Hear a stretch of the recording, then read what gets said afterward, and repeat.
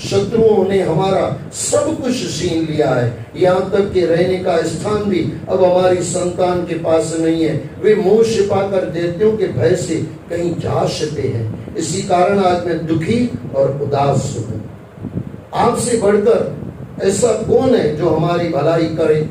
इसलिए स्वामी, आप सोच विचार कर अपने संकल्प से हमारे कल्याण के लिए कोई ऐसा उपाय करो जिससे मेरे पुत्रों को उनकी खोई हुई संपत्ति और राज्य फिर से प्राप्त हो जाए। परिवार की चिंता जरूर करना, लेकिन फिर काम भी कर लेना, खाली चिंता मत करना। यहाँ माता अपने बेटों के लिए सोच रही है और फिर उसके लिए वो प्रयास भी कर रही है, करा भी रही है अपने पति से। परीक्षित इस प्रकार अदिति के द्वारा सारा समाचार लेने पर ऋषि कश्यप को बड़ी हैरानी हुई। उन्होंने अदिति से सभी प्राणियों के हृदय में निवास करने वाले परमात्मा की आराधना करने के लिए कहा। देखो, यहाँ पे परमात्मा को कहा गया, परमात्मा को याद करो।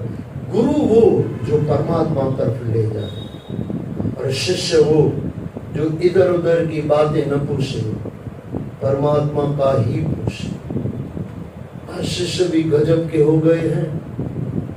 लोभी गुरु, लालची चेला, दोनों का नरक में ठेलम ठेला। आपको टेमराम साईं का दरबार मिला है ना, इसकी मौज ले लो भाई। पता नहीं कब हम छूट जाएं। कोई भरोसा है क्या जीवन का?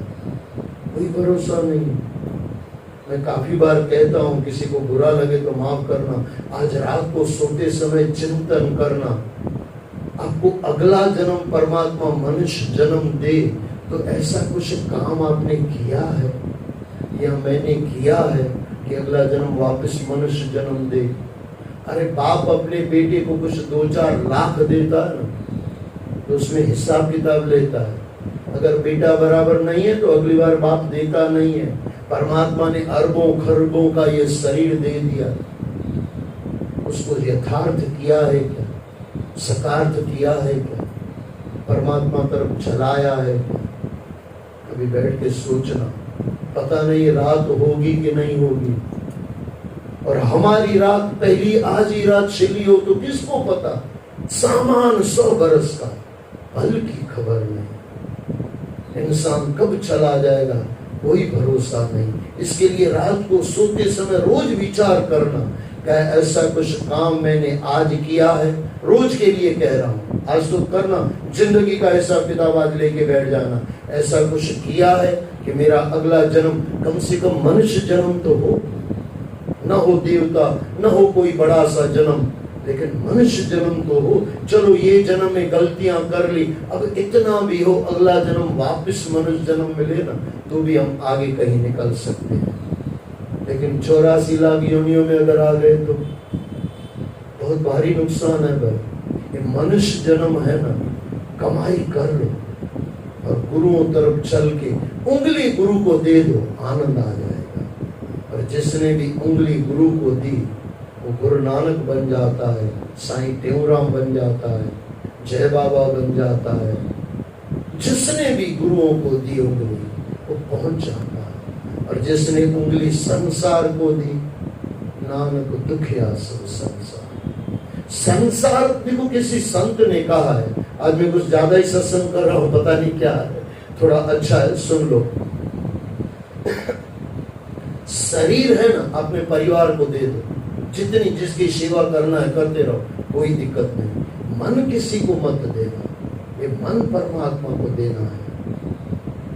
मन कभी किसी को मत दो। मन परमात्मा के लिए ही बनाया गया है। मन होता है, इसके लिए मंत्र होता है। मन को सुधारने के लिए मंत्र, संसार से निकलने के लिए मंत्र। मन है ना, मन को तारने वाला कौन है? मंत्र, गुरु का मंत्र। और मंत्र तार जाता है। चाहे मंत्र अर्थ ही ले लो, मंत्र। मन से तर जाओगे परमात्मा का नाम लेने से, और मन से तर क्या जाओगे? मंत्र जपते जपते जपते जपते मन ही चला जाता है, मन ही मर जाता है। और जहां मन मरा, मन यानी मुझे कुछ चाहिए, मन यानी संसार, उस संसार में से निकलने के लिए गुरुओं का नाम मंत्र, वो मैंने आपको पहले भी कहा, चाह गई चिंता मिटी मनवा बेपरवाह, जिसको कुछ न चाहिए शामों के शाम। संसार में कभी ये मत करो, ये करने के लिए हाथ करो, देने के लिए हाथ करो, ये के लिए मत करो। अब कभी दुखी नहीं होंगे, आपको शांति परम आनंद अंदर से मिलता ही रहेगा। इसके लिए गुरुओं ने यहाँ पे कहा, उन्होंने अदिति से सभी प्राणियों के हृदय में निवास करने वाले परमात्मा की आराधना करने के लिए कहा। उन्होंने अदिति को सांत्वना दी। कोई दुखी हो ना, उसको सांत्वना दो, उसको शांति दो, अपने मीठे बोल से किसी को शांति दो। कोई दुखी हो तो उसको दुखी मत करो, आ तेरे पापों का फल मिलता है, अरे तूने भी पाप किया है। हमारे मुरारी बापू है, मस्त कहते हैं, बोले तेरा भी कांच का घर मेरा भी कांच का घर, तेरे हाथ में भी पत्थर मेरे हाथ में भी पत्थर, तू भी सोच मैं भी सोचूं। समझ में आया कुछ? तेरा भी कांच का घर यानी कभी भी टूट जाएगा ना, कभी भी मर जाएंगे। तेरा भी कांच का घर मेरा भी कांच का घर, तेरे हाथ में भी पत्थर है तू मुझे मार सकता है, मेरे हाथ में भी पत्थर है तुझे मार सकता हूँ, लेकिन तू भी सोच मैं भी सोचूं। कितना बढ़िया है। ये संत महात्मा छोटे छोटे नियम दे देते हैं, अगर पा लो ना, जीवन में कर लो ना, आनंद आ जाए। आनंद के लिए बहुत कुछ करना नहीं है, संसार की खटपट को छोड़ना है। खटपट छूट जाए ना, और झटपट छूट जाए, खटपट छूट जाए, झटपट छूट जाए, खटपट छूट जाए, आनंद आ जाए। इसके लिए उन्होंने अदिति को सांत्वना दी, वे दीन दयालु हैं, वे अवश्य ही तुम्हारी मनोकामना पूर्ण करेंगे।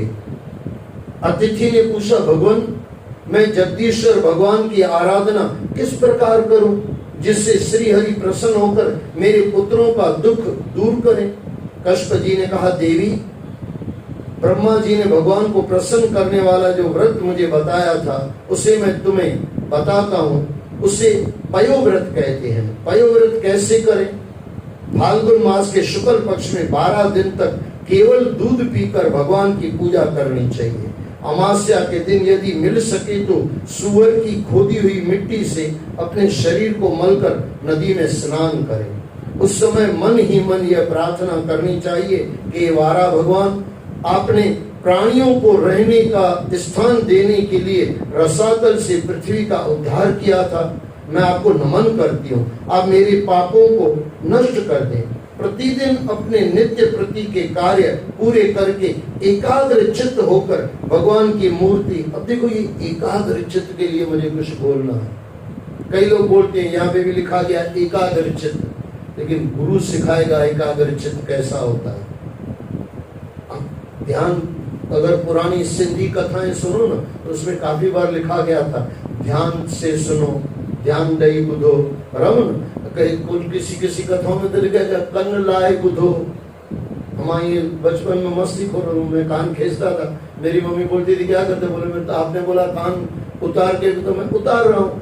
तो कान यानी कान, ध्यान यहाँ हो, आंखें यहाँ हो, कान यहाँ हो, मुंडी इधर उधर घूमती न हो, यहाँ सुनने में पूरा ध्यान हो। सुनने में पूरा ध्यान देने से ही मन एकाग्र हो जाता है। गुरुओं की वाणी और आपका ध्यान, मन एकाग्र, दो बातें जुड़नी चाहिए। गुरुओं की वाणी और आपका ध्यान, पूरा ध्यान और पूरी गुरुओं की वाणी दोनों मिल जाए। यहाँ पे तो भागवत है, कैसे मन एकाग्र नहीं होगा? यहाँ तो बोलने वाला बराबर नहीं है, यहाँ तो सुनने वाला बराबर नहीं है। गंगा जमुना सरस्वती हो जाए, आनंद आ जाए। सरस्वती दिखती नहीं है, गुरुओं की कृपा दिखेगी नहीं, लेकिन एक बार बैठ जाए, गंगा जमुना बराबर मिल जाए, सरस्वती अंदर से चलती रहती है। गंगा जमुना सरस्वती। इसके लिए यहाँ पे गुरु जो कहते हैं एकाग्र चित्त यानी ध्यान से सुनना है। अच्छा, कई लोग मुझे पूछते हैं ध्यान से कैसे सुनना? मैं एक ही नियम देता हूँ और आपको भी मजा आएगा। जितना झगड़े में आपका ध्यान होता है ना, आपने कभी एक भी आदमी ऐसा मिला है जो आपको कहे कि झगड़ा करने में मन एकाग्र नहीं होता? एक भी आदमी आपने देखा है? मैंने तो इतने जीवन में कभी नहीं देखा और कभी मिलेगा भी नहीं। झगड़ा करने में मन लगता है। अच्छा किसी को 10 लाख रुपए दे दो, बोले गिन के घर पे ले जा, इसका मन लगेगा कि नहीं? अरे कितना भी बुखार होगा तो भी गिनने बैठ जाएगा। कोई भी बुखार होगा, कुछ भी होगा, उठने की ताकत नहीं होगी, सोते सोते भी छपे गिनता रहेगा। किसी सोते हुए इंसान को परमात्मा का नाम स्मरण करो, और बोले बीमार हूं मैं, कहां से करूं, फिर करूंगा। मैं फिर दोहरा दूं, झगड़ा करते समय जितना हमारा ध्यान रहता है ना, उतना ध्यान अगर परमात्मा के नाम में लग जाए, सत्संग में लग जाए, हो जा बेड़ा पार, ध्यान पूरा। और वैसे देखो हम बैठते तो रोज है ना, अब तो रोज सुनने आते हैं ना, अब ध्यान देना न देना आपके हाथ में। एकाग्र मन परमात्मा और गुरु कराएगा, ये याद रख लेना। एकाग्र हमारी ताकत नहीं है, एकाग्र गुरुओं की कृपा है। आप ध्यान का बीज रोप लो, उसमें जो फल आएगा ना वो एकाग्रता का है। सुखमनी साहब आप पढ़ते हैं ना, सुखमनी साहब, प्रभु की स्तुति करो संत मीत, सावधान एकाग्र चित्त। क्या कहा गया? सावधानी से सुनो, एकाग्र चित्त हो जाएगा। बराबर ना सुखमनी साहब, वहां पे ऐसा नहीं कहा गया कि एकाग्र चित्त से बैठो, वहां कहा गया सावधानी से बैठो, न इधर देखो न उधर देखो। हमारा तो इधर ही ध्यान नहीं होता है, बाकी सब जगह होता है। सत्संग में ही ध्यान नहीं होता है, बाकी सब जगह होता है। इसके लिए जो मिलना चाहिए, अब बाल्टी भरनी है तो नलके के नीचे ही रखनी है, ये याद रख लेना। नलके की कितना भी इधर उधर रखो, ऊपर रख दो नलके के, तो भी नहीं भरेगी, जो होगा वो भी निकल जाएगा। बराबर बाल्टी नीचे चाहिए। इसके लिए गुरुमुख, गुरु के मुख को सुनते रहो और देखते रहो, वहां से जो वाणी आती है वो लेते रहो। इसके लिए एकाग्र चित्त होकर भगवान की मूर्ति, वेदी, सूर्य, जल, अग्नि और गुरुदेव की उपासना करनी चाहिए। भगवान से कहो कि प्रभु आप सर्वशक्तिमान हैं, अंतर्यामी और पूजनीय हैं, समस्त प्राणी आप में और आप सभी प्राणियों में निवास करते हैं, इसलिए आपको वासुदेव कहा जाता है। आप समस्त चराचर जगत और कारणों के साक्षी हैं। मेरा आपको बारंबार नमस्कार है। प्रभु आप अव्यक्त भी हैं और सूक्ष्म भी हैं, प्रकृति और पुरुष में आप ही स्थित हैं। आप समस्त गुणों के ज्ञाता हैं। आप ही यज्ञ हैं और कर्म के 2 सिर,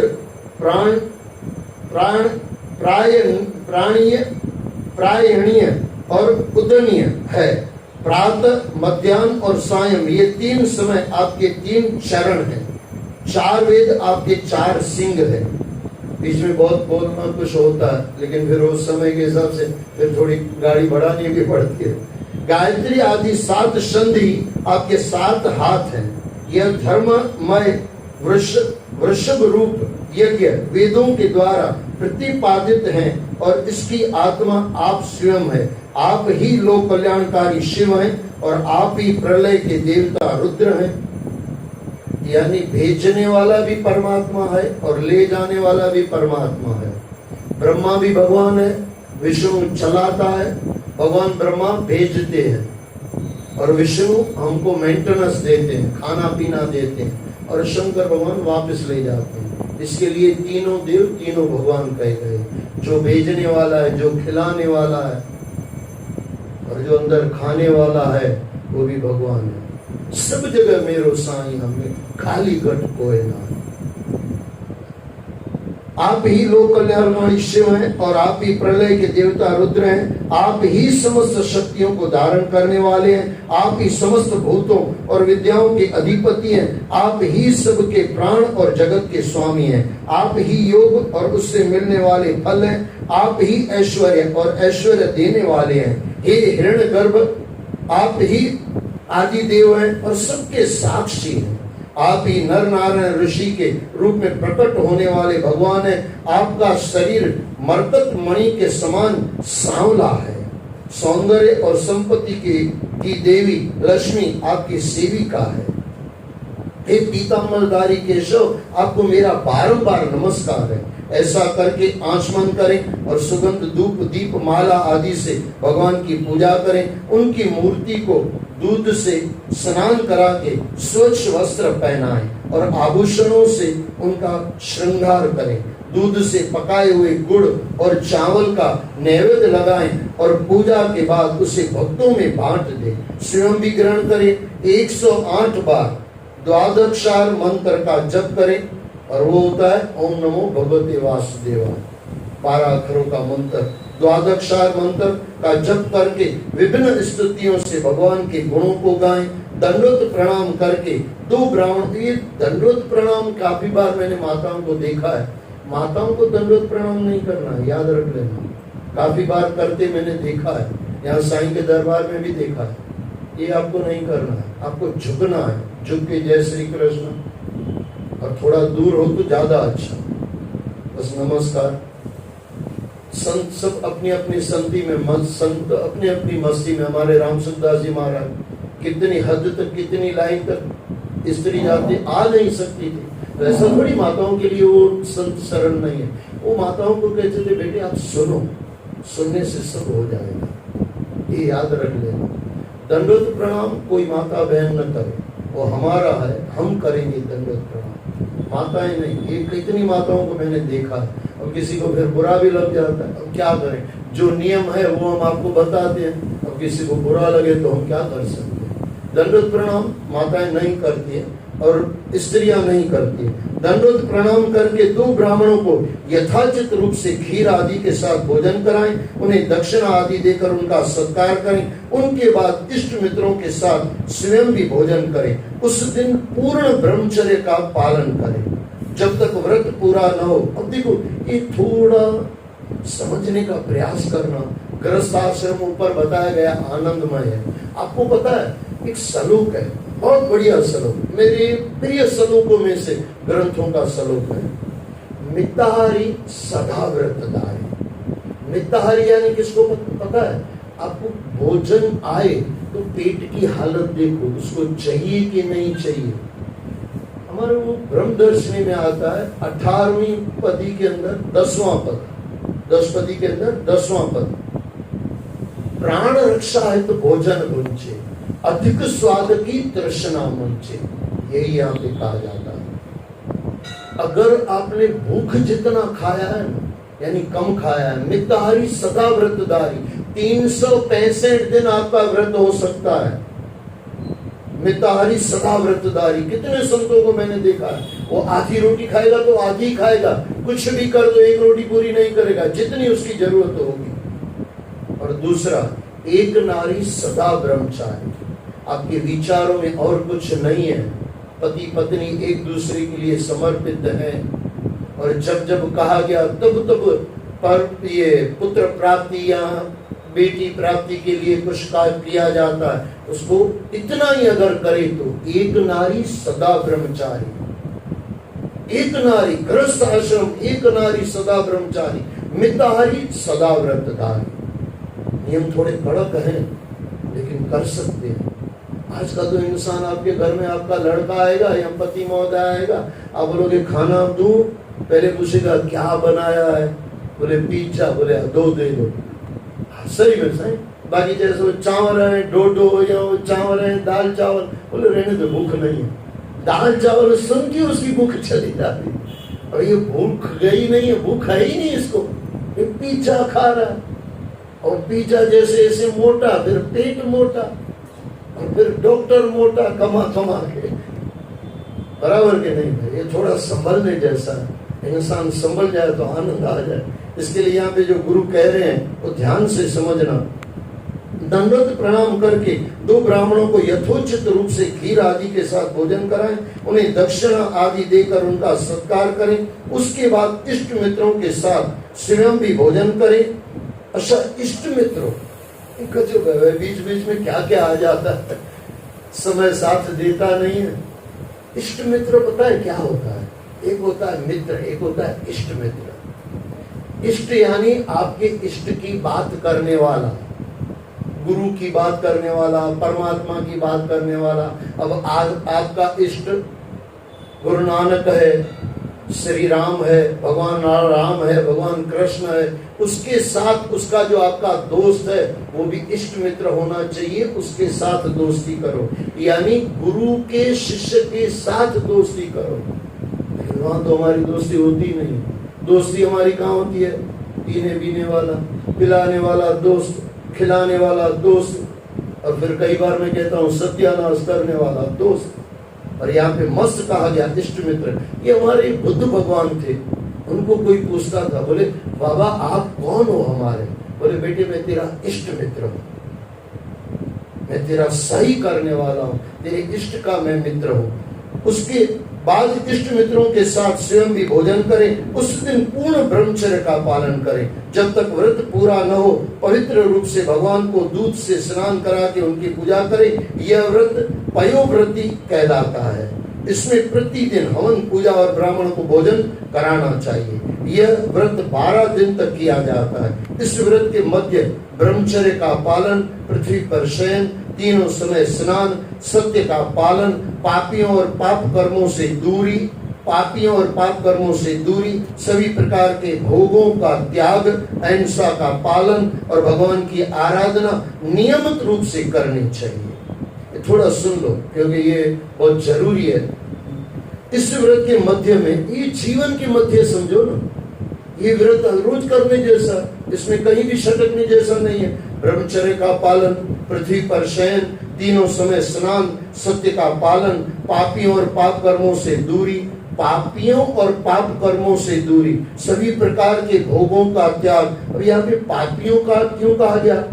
क्योंकि वहां पे बताया गया इष्ट मित्र, आपका पाप मित्र नहीं होना चाहिए, इसके लिए यहाँ पे अलग कहा गया। पापियों को और पाप कर्मों से दूरी होना चाहिए, सभी प्रकार के भोगों का त्याग, अहिंसा का पालन और भगवान की आराधना नियमित रूप से करनी चाहिए। फाल्गुन शुक्ल प्रतिपदा से त्रयोदशी तक से इसे करना चाहिए। त्रयोदशी के दिन विधि जानने वाले ब्राह्मणों के द्वारा शास्त्रोयुक्त विधि से भगवान विष्णु को पंचामृत स्नान कराना चाहिए। उस दिन धन का संकोच छोड़कर भगवान की यथाशक्ति पूजा करनी चाहिए। दूध की खीर बनाकर भगवान को अर्पित करनी चाहिए।